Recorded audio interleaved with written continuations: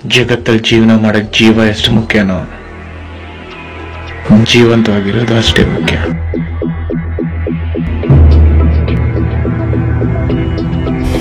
ಈ ಚಿದಾನಂದ ಕೂಡ ಚಿಂಜಿ ಉಡಾಯಿಸಕ್ಕೂ ಸರಿ, ಚಟ್ಟ ಕಟ್ಟಕ್ಕೂ ಸರಿ.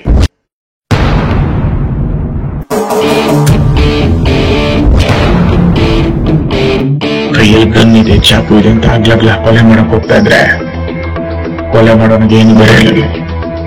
ಬರೀ ಗನ್ನು ಚಾಕು ಮಾತ್ರನೇ ಬೆಲೆ.